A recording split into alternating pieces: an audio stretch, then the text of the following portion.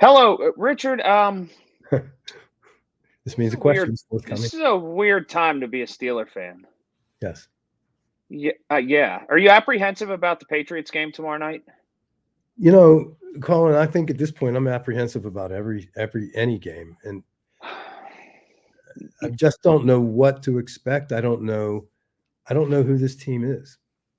Yeah, this was a problem because I hosted a bunch of shows on the fan in the run up to the Cardinals game. And one thing that was problematic for me was this. There were a bunch of fans, and I don't blame them, but I wanted to talk them down, who thought that game was in the bag, who said, well, the Steelers were coming off of 400 yards, well, the Cardinals were 2-10. The Steelers never arrived at a place where you could take anyone for granted, any game for granted, or anything was in the bag. And I thought it was problematic that fans, some of them, saw it that way. Like that was that one 400-yard game. I don't know how it catapulted people up in 10 days time to like they could beat anybody. There's a team that still can lose to anybody. It's always been that way. I mean, yeah, I hear the talk of, oh, we took them too lightly, blah, blah, blah, blah, blah. I mean, I don't buy any of that. Nobody, I mean, it just doesn't even make sense. Well, Um, a couple things bother me. Um, I don't know if you saw this close up on Deontay Johnson when they were watching the replay of the catch that was similar to his, and he yawned. yeah, Did you see that? I did. That bothered me more than losing the game. I'm with you. I'm also with you on. I don't know if you feel this way, but when you're getting your doors blown off and you score an inconsequential touchdown at the end, I'm not big on celebrating. Bad move. Bad I'm move. just not big on it. Bad move. Listen, Um here's the thing. You have 32 teams in the NFL, 53-man rosters on each. That's 1,696 NFL players. whoa. There's not a bad one in the bunch. Okay? So you can't prepare differently. You can prepare differently schematically. You can talk about, you know, jump, jump, jump passes, or you can talk about anything. You can talk about 4-3-3-4. You can talk about anything. But 1,696 people play this league. That's elite. That is an elite number, and you can never take any NFL team for granted. Yeah, I'm with you. And I want to go back to something you said because this, I think, is a great conversation. So you said, well, I heard the talk, and so did I, about we didn't prepare, we took them lightly, all that kind of stuff. This is one thing, and I am as difficult on Mike Tomlin as anybody in this town. This is one thing I can't blame on Mike Tomlin, and I'll tell you exactly why, right? If you are 25, 26, 28 years old, whatever it is, and you've been playing football since you're 5 years old, and now you are getting paid to play football. There's no college, there's no high school, there's no class, there's nothing else. It's simply your job to play football. It shouldn't take another human to get you motivated to play an opponent come Sunday. Like, I don't ever, if a player says, oh, we took them lightly, that's on you that you didn't focus on Wednesday or Thursday or Yeah, Friday. 100%. At some point, it has to be on the player. 100%. And so I can blame, so to speak, some things on Mike Tomlin from maybe a coaching schematic standpoint or this, that. But when somebody says we weren't prepared, look in the mirror. Do you know Look who in didn't the say mirror. that? Do you know who didn't say that? You tell me. Cam Hayward. Oh, nor did T.J. Watt. Nor did T.J. Watt. Nope, Right. they didn't say that. Nope, Mike Tomlin didn't say it. T.J. Watt didn't say it. No, we got our ass kicked. That's the bottom line. Well, I'm starting to worry, and I'm telling you why I'm worrying about something. And it's not just this season, it's in full form. TJ Watt went down, was sitting on his backside, and was dinged up a little. Cam Hayward, you can tell at the end of games he's gassed. You don't get to, to plug them in like that Mustang or that Lightning truck or whatever that you have, and recharge them at some point in their career. When that gas tank or that electric charge goes down, these two guys can't regenerate. They're starting to get so old. We're seeing especially Hayward, the last flicker of hope to get him a playoff run. Like every single time he goes out there, there's a finite amount of hits he can take, a finite amount of games he can play. And I'm just really worried he's never going to realize the true glory as a Pittsburgh Steeler. And that stinks. You're talking about Cam, or are you talking about TJ? Well, Cam right now, but TJ might be getting there soon. I don't think so. I think TJ's got a lot of shelf life left. Cam, yes. It's a fact of life. I mean, you get older and things start getting taken away from you, just like any given Sunday. What did Al Pacino say? Yeah. You get older, things get taken away from you. Speed, quickness. I mean, some of those things just are natural declines. But that's not it. I don't think that's it. I don't think that has anything to do with it. I just don't know. I don't know. We're down people. We have a lot of injuries that we're trying to overcome. And I get that. I mean, I liked some of the people a lot. We have people that make plays, and we then say we make long-term conjectures about a good play. Patrick Peterson can make a great play, but then he could go get beat 3 times in a row. Joey Porter, same thing. Yeah, he's a rookie. Yeah, he's young. I get it. I like him, but it's not coming together. And I don't know why it's not coming together. Is it the defensive coordinator? Did we focus too much on the offensive coordinator? I don't know. I want to see fire. I want to see people running to the ball. I don't want to see. I'm going to tell you, Deontay Johnson, 2 weeks in a row. First week he's indifferent, doesn't even go after the ball. That's number one. Second week I watch him yawn on the sidelines. You know what? I say to Deontay, get the F out. Go home. Get the F out. You can put this on. You can tease this. Get the F out. Okay? Seriously. You were talking to me in June and July. You were talking to me in May, and you were saying, if you can, and I thought, I think you're crazy a lot of times. I thought you were a little bit crazy in this regard. And you said, I don't need more ammunition than this.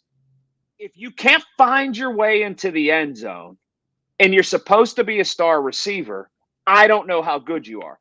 And again, I'm getting older. I give people the benefit of the doubt. And I'm like, well, maybe there were different variables. And you kept on this, Richard. You kept on this hard line. Like, I don't have time for the guy if you can't figure out a way to get into the end zone. And that's all you talked about in the offseason going into this year. Yeah. And damn if it's not coming true right now. And I give you a ton of credit for that because you beat that drum. You said, like, this is a guy who just refuses to find a way. It's always some kind of excuse. It's always something else. Just get your head down and find a way. And I think what we are seeing is he's never going to be a find a way guy. No, if I would bet you anything or any amount that he will not be a Pittsburgh Steeler next year. It's going to cost $5 million in dead cap space to do without him because I don't know if you're going to trade him. That being said, it feels like addition by subtraction. It feels like you're getting to a Chase Claypool situation. You're getting to an Antonio Brown situation. Not to that level, but it's more of a hindrance than it is a help at this point. I didn't think I'd get there and say that, but I'm there. Okay, so then let's walk right into the other door of the quarterback. I've always liked Mitch Trubisky. Mm-hmm. I have. He's got a little bit of the gunslinger, but so did Ben. And I like that part. I like his mobility. I don't know what's wrong with our quarterback, but he is just a ghost of what I expected from him, and I don't know why. Is he nursing an injury that's preventing him from? I don't know. It's like he doesn't see the field the right way. I don't know. But then he can do some spectacular throws. He'll run to the left and throw to the right, and everybody knows how hard that is. I mean, he's strong. He works hard. I don't know. And then I look at when the Alabama quarter, what's his name? Oh, long hair. What's his name? The quarterback. Yeah. In Jacksonville. Yeah. Yes. Yeah. So Trevor Lawrence from Trevor Lawrence. So Clemson. when Yes. Trevor Lawrence played, I used to say the same thing when he was in college. I'd say, you know what? He's going to come out and get in the NFL, and he's not going to be very good. And he came out in year one, and he wasn't very good. And I decided to close the book on him and say, okay, case closed. He's not very good. Well, then year two came, and he was kind of good.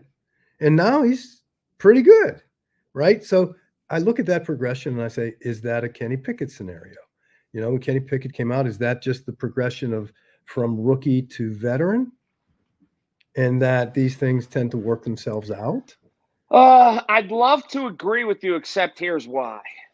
Kenny Pickett has shown a penchant and a tendency to do things he never did in college in the pro game, which is mainly and chiefly getting out of the pocket so quick and just showing these happy feet that are really weird. It's like everything's sped up much quicker than his game could. And I really worry about that. It feels like he's spooked when he gets out there, Richard. And that to me that's very problematic to me. Very problematic. Yeah, I can't figure it out. I mean, I really do. I put the time in.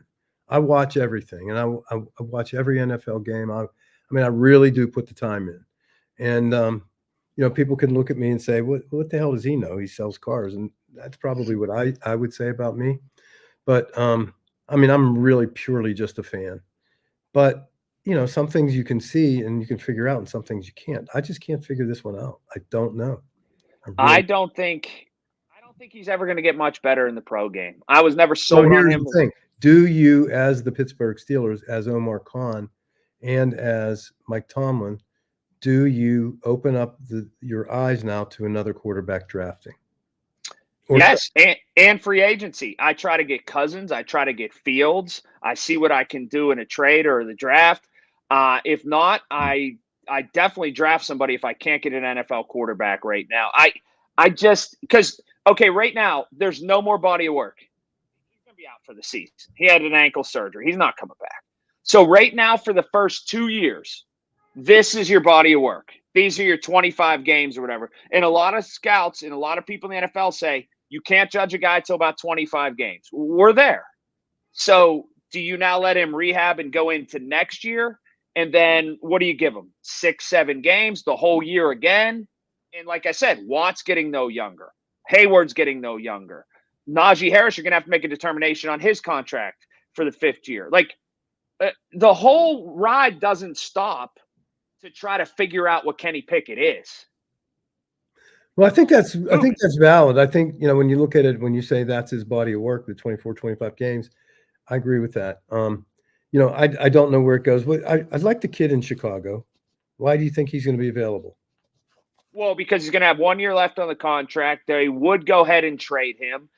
Chicago has been a team that would reset. They'll be fine with doing that, I think, and they wouldn't mind trading him. And it would take a little bit, but you'd have to give up some. But I think that they'd part ways. They want to get philosophically into a different offense, I think. Well, and that would be putting the Steelers into a different offense too. It would to some degree, although they're going to have a different offensive coordinator. So if you bring in a different offensive coordinator, right, why not just hard reset everything? New offensive coordinator. The key is to this, too. The offensive coordinator hire right now is probably more important than the head coach. And really? Who do you have your eyes on? I'd like Clint Kubiak, who is the pass game coordinator of the 49ers. He is a Shanahan guy, and if you look at this, if you take somebody that has worked for the 49ers, and so many people have, but if you take somebody who's – they have made Brock Purdy quite literally Mr. Irrelevant into somebody defenses have a hard time stopping. Yes, but here's the thing, and I love that you brought up San Francisco because I love Kubiak too. And if we were to get him, I think it would be a coup.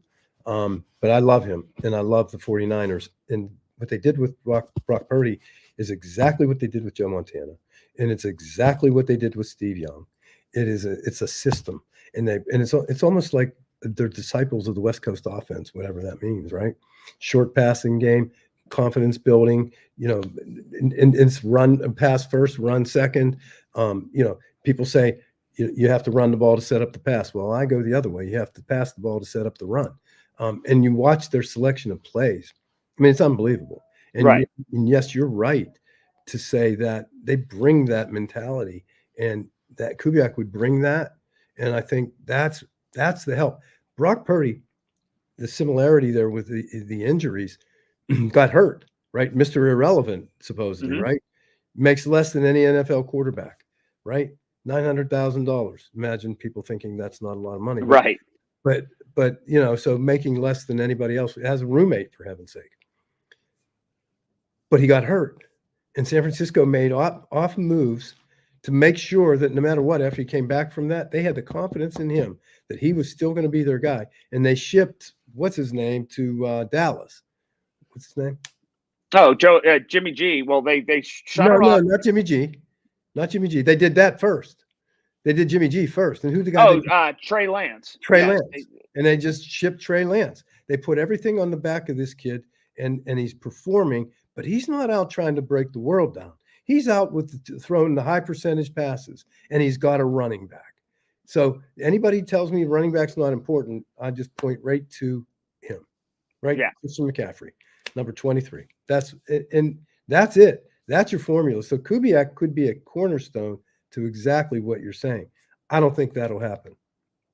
Yes. Last thing for you, is this the last time that we see Belichick and Tomlin coach against each other? I was thinking about that yesterday. Yeah, that's a good comparison. Yes, I do think that.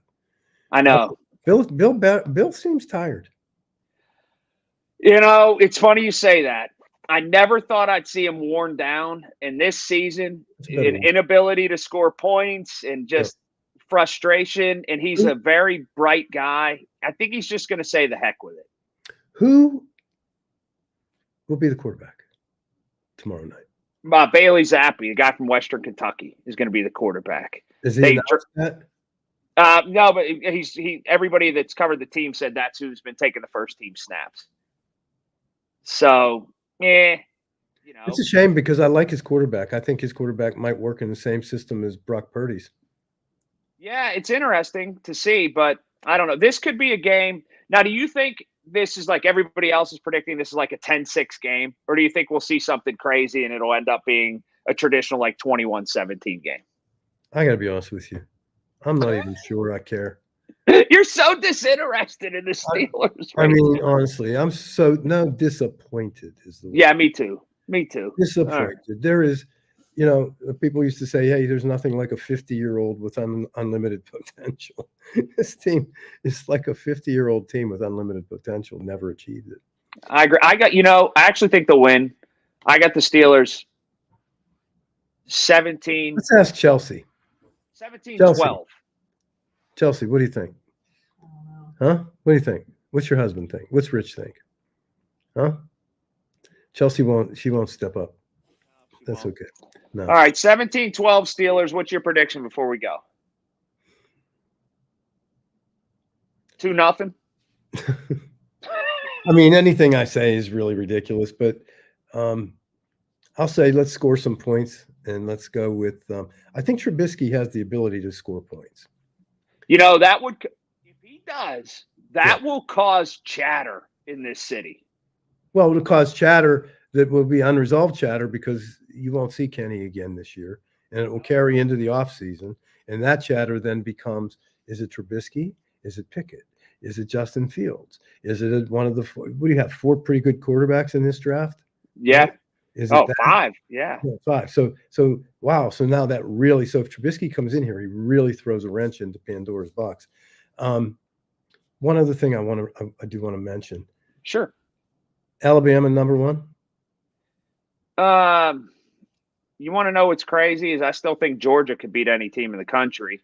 But is Alabama the number 1 team in the country? And let me follow that with, do you know who the assistant head coach is? At Alabama? Yeah. No, you tell me. Head coach is Nick Saban. Right? Yeah. Who do you think? Ken Wisenhunt. Yes, it is. Yeah, that's right. He is. Pretty cool. Michigan's the best team in the country. Did they bring right Ken now. Wisenhunt back as an offensive coordinator? No, he'll never coach here again. No, he won't. Okay. No. So all right. Michigan is going to win. Michigan will be the national champion. You think?